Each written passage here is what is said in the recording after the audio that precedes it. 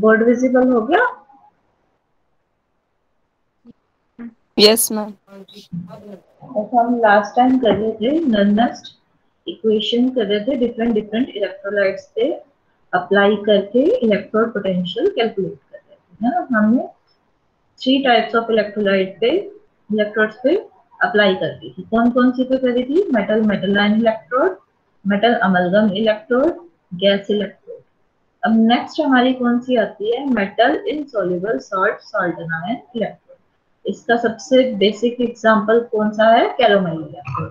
Calomel electrode में क्या होता है? मेटल हम कौन सा यूज करते हैं? Mercury, metal insoluble salt mercurous chloride, और सॉल्ट अनायन यानी इनसॉल्युबल सॉल्ट में कॉमन जो अनायनिक पार्ट है वो कौन सा यूज करते हैं? KCl। तो ये कौन सी होगी? Hg, KCl electrode. अब इस इलेक्ट्रोड के लिए आपको क्या लिखनी है? रिडक्शन रिएक्शन लिखनी है। रिडक्शन रिएक्शन लिख ली।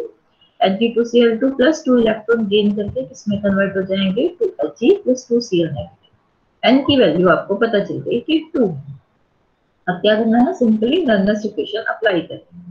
हमने शॉर्ट फॉर्म में क्या रिप्रेजेंट कर दिया? सबस्क्रिप्ट में कैलोमर। तो क्या शो कर देंगे कि रिडक्शन पोटेंशियल है कैलोमर इलेक्ट्रोड का। E cal is equal to E not cal minus RT by, यहाँ NF की वैल्यू आएगी, N की वैल्यू क्या है? 2, तो क्या आ गया? 2F natural log of. अब क्या लिखना है? देखो माइनस यूज करा है तो पहले क्या लिखेंगे? Activity of products divided by activity of reactant. Activity of product लिखोगे तो क्या आ जाएगा? देखो Cl नेगेटिव का स्क्वायर, स्टिक्योमेट्रिक कोफिशिएंट क्या बन जाता है? आपकी पावर बन जाता है। ऐसे ही a square of Hg, a Hg2Cl। अब आपका जो मरकरी है और मरकस क्लोराइड है, मरकरी क्या है? प्योर लिक्विड, और मरकस क्लोराइड क्या है? Pure solid.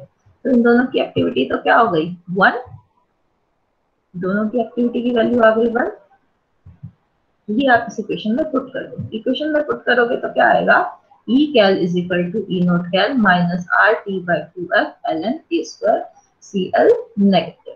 ठीक है, अब ये देखो ये क्या है? नेट पावर है ना। लॉग की प्रॉपर्टी होती है पावर को हम आगे ला सकते हैं। अब पावर को आगे लाओगे तो यहाँ क्या आ जाएगा? ऊपर 2, 2 से 2 कैंसिल, तो फॉर्मूला क्या आ गया? E naught cal is equal to minus RT by F ln ACl negative. अगर आप किसी को मोलर कंसंट्रेशन के टर्म्स में एक्सप्रेस करोगे तो एक्टिविटी की जगह हम क्या ले लेंगे? Molar concentration. एक्टिविटी को किससे रिप्लेस कर दिया? मोलर कंसंट्रेशन से रिप्लेस कर दिया। समझ में आई है? Yes ma'am. नेक्स्ट और आपकी लास्ट टाइप की इलेक्ट्रोड है क्या? वो कौन सी है? Oxidation and reduction electrode. Oxidation and reduction electrode हम कैसे बनाते हैं? हम क्या करते हैं? एक ऐसा मेटल चूज करते हैं जो 2 स्टेबल ऑक्सीडेशंस में प्रेजेंट होता है, और फिर हम उसका 2 ऑक्सीडेशन स्टेट्स का सॉल्ट ले लेते हैं, दोनों को मिक्स करते हैं और प्लैटिनम वायर डिप कर देते हैं। अब मेटल की टेंडेंसी होती है कि वो मोर स्टेबल ऑक्सीडेशन स्टेट में क्या करेगा? मूव करेगा, है ना। तो उसकी वजह से या तो वो इलेक्ट्रॉन लूज करेगा या गेन करेगा, तो उस अकॉर्डिंग हमारा करंट फ्लो हो जाता है। जैसे फॉर एग्जांपल हमने क्या किया? पेरिस और फेरिक सॉल्ट का सॉल्यूशन ले लिया, मिक्सचर ले लिया पेरिस और फेरिक सॉल्ट का, ठीक है, और उसमें प्लैटिनम वायर डिप कर दी। फिर से रिपीट करती हूँ, देखो पेरिस सॉल्ट कौन सा होगा? Fe2 पॉजिटिव वाला, फेरिक सॉल्ट Fe3 पॉजिटिव वाला, है ना। ये तो आप लोगों को अच्छे से समझ में आ ही गया होगा कि कम ऑक्सीडेशन स्टेट वाले को हम अस रिप्रेजेंट करते हैं और ज्यादा वाले को तो फेरस और फेरिक सॉल्ट, ठीक है। अब इस इलेक्ट्रोड की आपने क्या लिखी है? रिडक्शन रिएक्शन लिखी है। Fe3 पॉजिटिव एक इलेक्ट्रॉन गेन करके किसमें कन्वर्ट हो गया? Fe2 पॉजिटिव में। तो N की वैल्यू कितनी आ गई? 1। अब इस इक्वेशन के लिए आपको क्या करना है? नर्नेस्ट इक्वेशन अप्लाई करनी है। अप्लाई करो कि Fe3 पॉजिटिव से Fe2 पॉजिटिव, ये क्या शो कर रहे हैं? रिडक्शन, यानी electrode potential of Fe3 positive to Fe2 positive किसके इक्वल है? E not minus RT by NF, N की value 1 ln reactive activity of product divided by activity of reactant. लिख लिया हमने ln A Fe2 positive divided by A Fe3 positive, right. अब हम क्या कर सकते हैं? एक्टिविटी की जगह मोलर कंसंट्रेशन टर्म्स भी यूज कर सकते हैं। अपनी मोलर कंसंट्रेशन टर्म्स यूज कर दी, Fe3 Fe3 positive to Fe2 positive is equal to Fe3 positive Fe2 positive minus RT by ln Fe2 positive by Fe2 positive. देखो जो Fe2 पॉजिटिव है ये भी सॉल्यूशन है, ठीक है, आयंस है, ये Fe3 पॉजिटिव भी आयंस है, यानी कोई प्योर सॉलिड, प्योर लिक्विड या प्योर गैस नहीं है जिसकी कंसंट्रेशन या एक्टिविटी को हम 1 पुट कर सकें। हमारा सिंपली फॉर्मूला ये आ गया। अगर हम बीच में प्लस साइन यूज करते हैं तो हम क्या करेंगे, इस टर्म को रिवर्स कर देंगे और हमारी ये टर्म आ जाएगी। आया समझ में? Yes ma'am.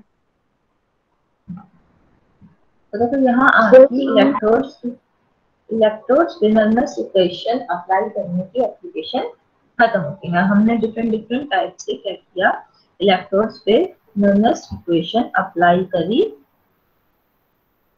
और क्या किया है, उनसे हमने क्या निकाला है, ऑक्सीड उनका रिडक्शन पोटेंशियल कैलकुलेट करना। सिंगल इलेक्ट्रोड का भी हमने रिडक्शन पोटेंशियल कैलकुलेट कर लिया नॉर्मल इक्वेशन की हेल्प से।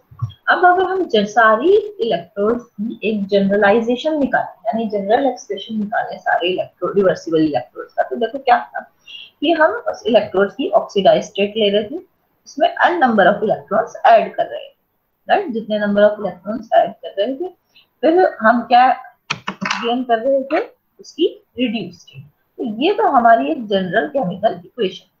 अब हम क्या करें, हमारे पास जनरल केमिकल इक्वेशन है, तो इस जनरल इक्वेशन पर नॉर्मल इक्वेशन अप्लाई करते हैं। वो क्या आएगी हमारी, E is equal to E not minus RT by NF ln product में क्या आपका oxidize reduce state divided by oxidize state, है ना। अगर हम बीच में यहाँ प्लस साइन यूज कर लेते हैं तो क्या आ जाता है, oxidize state divided by reduce state. तो ये हमारी हर टाइप की इलेक्ट्रोड के लिए क्या आ गई, एक जनरलाइजेशन आ गई। इतना समझ में आया? Yes Yes, ma'am. देखो फिर आपकी नेक्स्ट एप्लीकेशन आती है, application of normal equation in calculation of equilibrium constant. आपकी जो सेल रिएक्शन हो रही है, अगर वो इक्विलिब्रियम स्टेट पर को इक्विलिब्रियम स्टेट अटेन करे, है ना, सेल में एक रिवर्सिबल रिएक्शन हो रही है आपकी, वो अगर इक्विलिब्रियम स्टेट को अचीव कर लेती है तो क्या नॉर्मल इक्वेशन की हेल्प से हम इक्विलिब्रियम कांस्टेंट को कैलकुलेट कर सकते हैं? तो आपका आंसर है यस।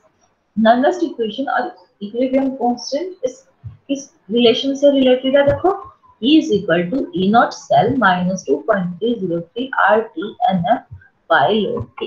ठीक, ये क्या है आपका इक्विलिब्रियम कांस्टेंट। अब इस रिलेशनशिप को हमें क्या करना, हमें ट्राई करना है। तो देखो कैसे करेंगे, हमने एक रिवर्सिबल सेल कंसीडर कर लिया, जिंक सल्फेट, जिंक से zinc sulphate, salt bridge copper sulphate से कॉपर, ये हमारा एक नॉर्मल डेनियल सेल है, हमने ये कंसीडर कर लिया। अब आप आराम से इसमें बता सकते हो कि जिंक क्या है, एनोड, कॉपर क्या है, कैथोड। जिंक की ऑक्सीडेशन रिएक्शन लिखी जाएगी, आपने लिखी, Zn किसमें चेंज हो रहा है, Zn2 positive plus 2 electron, copper क्या कर रहा है, 2 इलेक्ट्रॉन गेन करके कॉपर में कन्वर्ट हो रहा है। ये आपकी रिएक्शन आ गई। अब इन दोनों रिएक्शंस को यू दे। अब अगर हम बात करें आपका, ये हमारी टू रिएक्शन है। जब हमने ये सेल रिएक्शन स्टार्ट करी तो हमारी ये रिएक्शंस हो रही थी, यानी जिंक पे ऑक्सीडेशन हो रहा था, कॉपर पे रिडक्शन हो रहा था, राइट। जैसे जैसे टाइम आपका फ्लो होगा, ठीक है, टाइम आपका इंक्रीज हो रहा है, आपने रिएक्शन स्टार्ट करी, करंट फ्लो होना स्टार्ट हुआ, करंट कहाँ से कहाँ फ्लो होगा, जिंक टू कॉपर से फ्लो होगा। अब जैसे जैसे रिएक्शन हो रही है तो क्या हो रहा है, देखो जिंक मेटल आयंस में कन्वर्ट होकर सॉल्यूशन में जा रहा है, तो दैट मींस जिंक सल्फेट की कंसंट्रेशन इंक्रीज हो रही है, जबकि कॉपर सल्फेट में कॉपर आयंस इलेक्ट्रॉन गेन करके कॉपर पे जा रहे हैं, तो दैट कॉपर रोड पे डिपॉजिट हो रहे हैं, तो दैट मींस कॉपर सल्फेट की सॉल्यूशन टाइम के साथ कंसंट्रेशन डिक्रीज हो रही है। अब अगर इनकी कंसंट्रेशंस डिक्रीज इंक्रीज हो रही है, एक की इंक्रीज हो रही है दूसरे की डिक्रीज हो रही है, दैट मींस इनका इलेक्ट्रोड पोटेंशियल भी जिंक का कॉपर का चेंज हो रहा है, क्योंकि आपने देखा एक किसी भी इलेक्ट्रोड का इलेक्ट्रोड पोटेंशियल उनके आयन की कंसंट्रेशन पे डिपेंड करता है। अब क्या होगा, स्टार्टिंग में क्या होता है, देखो आपकी ऑक्सीडेशन सेल, ऑक्सीडेशन की हाफ सेल की जो रिएक्शन है, यानी ऑक्सीडेशन पोटेंशियल जो है उसकी वैल्यू, ऑक्सीडेशन की जो वैल्यू होती है वो नेगेटिव में होती है, राइट, है ना। अगर रिडक्शन की क्या होती है, पॉजिटिव होती है। साइन नहीं कह रही है, मैं कह रही हूँ रिडक्शन पोटेंशियल ज्यादा होता है, ऑक्सीडेशन पोटेंशियल कम होता है ना। तो क्या होगा, रिडक्शन पोटेंशियल तक डिक्रीज होना स्टार्ट होगा और आपका ऑक्सीडेशन यानी एनोड का रिडक्शन पोटेंशियल ऑक्सीडेशन पोटेंशियल क्या करना शुरू करेगा, इंक्रीज करना शुरू करेगा। एक डिक्रीज हो रहा है, दूसरा इंक्रीज हो रहा है, तो बीच में कहीं एक स्टेट ऐसी आएगी जहां दोनों क्या हो जाएंगे, इक्वल हो जाएंगे, यानी दोनों इलेक्ट्रोड्स का पोटेंशियल क्या आ गया, इक्वल आ। दैट मींस ईएमएफ क्या हो रहा होगा, अब दोनों का इलेक्ट्रोड पोटेंशियल जीरो हो गया, तो दैट मींस सेल का ईएमएफ क्या हो गया, जीरो हो गया। अब सेल का ईएमएफ जीरो है तो इसका मतलब क्या हुआ, there will be no flow of electrons, है ना। तो ये जब ईएमएफ सेल का जीरो हो जाता है और या कहीं जब हमारे इलेक्ट्रॉन्स का फ्लो स्टॉप हो जाता है, तो उस स्टेट को हम क्या बोलते हैं, इक्विलिब्रियम स्टेट। ठीक है, इतना समझ में आया? Yes, ma'am. Yes, ma'am. अब आपको क्या करना है, आपने जो अपनी रिएक्शन, आपने एनोडिक रिएक्शन लिख ली, कैथोडिक रिएक्शन लिख ली, दोनों को कंबाइन करके आप ओवरऑल रिएक्शन लिख सकते हो, आपने लिख ली। अब इस रिएक्शन के लिए आप इक्विलिब्रियम कांस्टेंट डिफाइन करो, वो कर सकते हो आप, आपको पता ही है, product of concentration of product divided by product of concentration of reactant. एक ही वैल्यू क्या आ गई, Zn2 पॉजिटिव की कंसंट्रेशन इनटू में कॉपर की डिवाइडेड बाय कॉपर 2 पॉजिटिव की कंसंट्रेशन इनटू में Zn की। अब आपको बता, देखो कॉपर और Zn ये दोनों क्या है, सॉलिड्स है, प्योर सॉलिड्स है, तो इनकी कंसंट्रेशन ऑलमोस्ट कांस्टेंट रहेगी, जिसे हम क्या ले सकते हैं, 1। अब ये जो आयंस की कंसंट्रेशन है, ये कौन सी कंसंट्रेशन है, जब आपका सिस्टम या आपका सेल इस पे आ गया, इक्विलिब्रियम स्टेट पे आ गया, यानी ये कौन सी कंसंट्रेशन है, इक्विलिब्रियम कंसंट्रेशन है। तो हमारे इक्विलिब्रियम कांस्टेंट की वैल्यू ये आ गई, हमने इक्विलिब्रियम कांस्टेंट यहाँ तक डिफाइन कर दिया। अब क्या करना है आपको, इस इक्वेशन पे नॉनलेस इक्वेशन अप्लाई करनी है। नॉनलेस इक्वेशन अप्लाई करोगे तो देखो, E cell is equal to E not cell minus 2.303 RT by NF लोग क्या लिखते हैं, वही प्रोडक्ट की कंसंट्रेशन डिवाइडेड बाय रिएक्टेंट की कंसंट्रेशन। सॉलिड वालों की कंसंट्रेशन हम इसमें भी 1 ले लेते हैं, तो वो हमने 1 लिखी। ठीक है, अब आपके पास ये नॉनलेस इक्वेशन आ गई। अगर अब हम क्या करें, नॉनलेस इक्वेशन को इक्विलिब्रियम पे अप्लाई करें, नॉनलेस इक्वेशन लिखी, उस पे इक्विलिब्रियम की कंडीशन लगा दी, एट इक्विलिब्रियम। अब आपको पता है इक्विलिब्रियम पे क्या हो जाएगा, ईएमएफ सेल का जीरो हो जाएगा, तो हमने यहाँ जीरो वैल्यू पुट कर दी, माइनस 2. ये आपकी एज इट इज रही बाकी इक्वेशन। अब देखो, इस सारी इक्वेशन को आप एक साइड ले जाओ, ई नॉट सेल को एक साइड, ई नॉट सेल किसके इक्वल आ जाएगा, 2.303 RT NF log Zn2 positive copper 2 positive. अब ये जो वैल्यू है ये किसके इक्वल है, इक्विलिब्रियम कांस्टेंट के इक्वल। तो आप इसकी जगह क्या लिख सकते हो, के लिख सकते हो, आपने के लिख ली। अब आपने क्या किया, ये इक्वेशन डिराइव करी। अब इसमें आपको कई ऐसे कांस्टेंट दिखेंगे जिसकी वैल्यू आप पुट कर सकते हो। आर की वैल्यू पुट कर सकते हो 8.314 जूल पर केल्विन, फैराडे की वैल्यू पुट कर सकते हो 96500, टेम्परेचर की वैल्यू पुट कर सकते हो 25 डिग्री सेल्सियस 298 केल्विन, और इस सारे को सॉल्व करोगे तो आपको पता है कितना आता है, 0.0591 डिवाइडेड बाय n। तो आपका ई नॉट सेल की वैल्यू क्या आ गई, 0.0591 divided by n log A। इतना समझ में आया कि इक्विलिब्रियम कांस्टेंट को आपने क्या किया, स्टैंडर्ड इलेक्ट्रोड पोटेंशियल से रिलेट कर दिया। आया समझ में? Yes, ma'am. तो देखो नेक्स्ट और आजकल इस यूनिट का लास्ट टॉपिक आता है, why an electrochemical cell stops working after some time. इसका क्या मीनिंग है कि देखो, जैसे आप लोग पेंसिल सेल यूज करते हो अपने रिमोट्स में, है ना, टीवी के रिमोट में, एसी के रिमोट में, डिफरेंट जो सेल के टॉयज होते हैं उनमें आप पेंसिल सेल यूज करते हो। क्या होता है, कुछ टाइम बाद उनकी पावर लॉस हो जाती है ना। तो देखो सेल तो वही ना, आपने तो सेल के साथ कोई छेड़छाड़ नहीं करी है ना। सेल में से ऐसा तो क्या नहीं आपने कि भाई कोई सोल्यूशन था वो बाहर निकाल लिया या कोई पेस्ट बाहर निकाल लिया, है ना।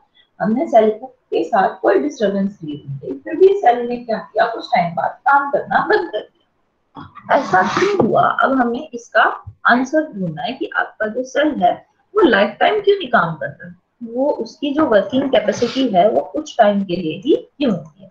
अब सेल के बारे में हमें जनरली बातें पता ही है कि अगर हम कोई रिवर्सिबल इलेक्ट्रोड कंसीडर करें Mn पॉजिटिव बाय M, इसका अगर हम रिडक्शन रिएक्शन लिखें तो ये होगी Mn positive N electron gain करके Mn मेटल में कन्वर्ट हो जाएगा, यानी oxidize state N electron gain करके रिड्यूस स्टेट में अप्लाई हो जाएगा। अब इसके लिए मैंने क्या किया, नर्नेस्ट इक्वेशन इस इक्वेशन पे अप्लाई करनी, E electrode is equal to E not electrode minus RT by NF Ln reduce state divided by oxidize. तो फॉर एग्जांपल हम डैनियल सेल के लिए इसे डिफाइन करते हैं। ये आपका डैनियल सेल है, जिंक और कॉपर इलेक्ट्रोड के कॉम्बिनेशन से बना है, जिंक एनोड कॉपर कैथोड। अच्छा, अब आप क्या करो, आपको पता है एनोडिक कंपार्टमेंट क्या है, जिंक है, राइट। अगर मैं आपसे कहूं कि आप एनोडिक कंपार्टमेंट की ऑक्सीडेशन रिएक्शन लिखो तो आप कैसे लिखोगे कि मैम Zn किसमें चेंज हो जाएगा, Zn2 पॉजिटिव प्लस 2 इलेक्ट्रॉन, है ना। लेकिन मैं आपसे क्या कह रही हूँ, आप एनोडिक कंपार्टमेंट की रिडक्शन रिएक्शन लिखो तो क्या करना, सिर्फ उस रिएक्शन को रिवर्स कर देना, तो वो क्या आएगी, Zn2 पॉजिटिव 2 इलेक्ट्रॉन गेन करके किसमें कन्वर्ट हो गया, Zn। फिर मैं आपसे क्या कह रही हूँ कि रिडक्शन जो आपकी कैथोड है, यानी जो आपका कैथोडिक कंपार्टमेंट है कॉपर है, उसकी रिडक्शन रिएक्शन लिखो तो आप क्या लिखोगे, कॉपर 2 पॉजिटिव 2 इलेक्ट्रॉन में चेंज होकर कॉपर में कन्वर्ट हो गया। इतनी बात समझ में आई? Yes ma'am. अब आपको क्या देखना है, आपको एनोडिक कंपार्टमेंट में और कैथोडिक कंपार्टमेंट में ये देखना है कि रिड्यूस स्टेट कौन सी है। देखो एनोडिक कंपार्टमेंट में क्या है, जिंक आपकी रिड्यूस स्टेट है, ऐसे ही कैथोडिक कंपार्टमेंट में कॉपर आपकी रिड्यूस स्टेट है। तो इसका मतलब मेटल के कंसंट्रेशन पे तो एज सच हमारा इलेक्ट्रोड पोटेंशियल डिपेंड नहीं करता, तो इलेक्ट्रोड पोटेंशियल इस पे डिपेंड करता है concentration of positive ions of the solution. जब आप स्टार्ट करते हो रिएक्शन का तो जो आपकी एनोड की रिडक्शन पोटेंशियल की वैल्यू होती है वो कम होती है एज कंपेयर टू कैथोड, है ना। क्योंकि देखो जब आपको मैं बोलती थी कि इलेक्ट्रोकेमिकल सीरीज की हेल्प से आप एनोड और कैथोड डिसाइड करो तो आप कैसे करते थे, रिडक्शन पोटेंशियल चूज करते थे कि जिसका ज्यादा होता था उसको आप कैथोड बना लेते थे, जिसका कम होता था उसको एनोड बना लेते थे। तो ये वही बात है कि एनोड का रिडक्शन पोटेंशियल कम होगा एज कंपेयर टू कैथोड का जब आप स्टार्ट करोगे। लेकिन जैसे जैसे आपकी रिएक्शन प्रोग्रेस करेगी, आपकी रिएक्शन में प्रोग्रेस करे, आपका सेल काम करे, तो क्या होगा कि जो नेगेटिव आयंस है वो आपके क्या होने लग जाएंगे, फॉर्म होने लग जाएंगे ऑक्सीडेशन हाफ सेल में, जबकि आपके जो कैथोड में से वो क्या होने लग जाएंगे, रिमूव होने लग जाएंगे। तो क्या हो रहा है कि आपकी जो एनोडिक कंपार्टमेंट में जो पॉजिटिव आयन की कंसेंट्रेशन है वो इंक्रीज हो रही है, यानी आयंस की कंसेंट्रेशन एनोडिक कंपार्टमेंट में इंक्रीज हो रही है। क्यों? क्योंकि एनोडिक कंपार्टमेंट में देखो क्या रिएक्शन हो रही होगी, मेटल आयन यानी जिंक मेटल किसमें कन्वर्ट हो रहे होंगे, Zn2 पॉजिटिव में, है ना। तो सॉल्यूशन में आयंस की कंसेंट्रेशन बढ़ गई। अच्छा, कॉपर वाली में क्या हो रहा होगा कि कॉपर के ions copper 2 positive 2 electron gain करके कॉपर में कन्वर्ट हो रहे हैं, यानी क्या हो रहा है, आयंस की कंसेंट्रेशन डिक्रीज हो गई। अब क्या आएगी, ऐसी स्टेज आ जाएगी जब आपका, अब इससे देखो क्या होगा, आपका जो आपकी एनोड है उसका पोटेंशियल इंक्रीज करेगा, कैथोड का डिक्रीज करेगा। अब एक ऐसी स्टेज आएगी कि दोनों का बिल्कुल इक्वल हो जाएगा और उनका साइन क्या हो जाएगा, सेम हो जाएगा, यानी electrode potential of both half cell become equal and of the same sign. अब दोनों का अगर साइन भी सेम हो गया और वैल्यू भी एकदम इक्वल होगी तो अगर हम EMF of the cell calculate करें वो क्या होगा, E left is minus E right, sorry E left plus E right या फिर ई राइट माइनस लेफ्ट। अब देखो ये दोनों वैल्यूज अगर आपस में इक्वल है और इनका साइन सेम है तो यानी E R is equal to E L, तो किसके इक्वल आ जाएगा, जीरो के इक्वल, यानी ईएमएफ ऑफ द सेल किसके इक्वल आ गया, जीरो के इक्वल। मतलब अब कोई ट्रांसफर ऑफ इलेक्ट्रॉन नहीं हो रहा from anode to cathode in outer circuit and hence the cell stops working. मतलब आपके एनोड का इलेक्ट्रोड पोटेंशियल इक्वल हो गया कैथोड के इलेक्ट्रोड पोटेंशियल के, तो ईएमएफ ऑफ द सेल किसके इक्वल हो जाएगा, जीरो के इक्वल हो जाएगा और आपका सेल काम करना बंद कर देगा। आया समझ में? Yes ma'am. Yes ma'am. तो आपकी यूनिट यहाँ पे कंप्लीट होती है, ठीक है। अब आपको अपनी पूरी यूनिट रिवाइज करनी है, हर यूनिट कंप्लीटली रिवाइज करनी है अच्छे से एक बार, ताकि आप लोग सारे टॉपिक से गो थ्रू हो जाओ और कोई अगर आपको किसी में भी कोई कंफ्यूजन है तो आप लोग पूछ लेंगे। अभी आज के टॉपिक सारे क्लियर है? Yes ma'am. ओके, तो कल हम, के नोट हाँ जी, इसके नोट्स मैं आप लोगों को सेंड कर दूंगी। अब आपको क्या करना है, कल एक बार इस पूरी यूनिट को रिवाइज कर लेना, अगर कोई प्रॉब्लम हो तो पूछ लेना, नहीं तो फिर हम नेक्स्ट यूनिट स्टार्ट करेंगे। Okay ma'am.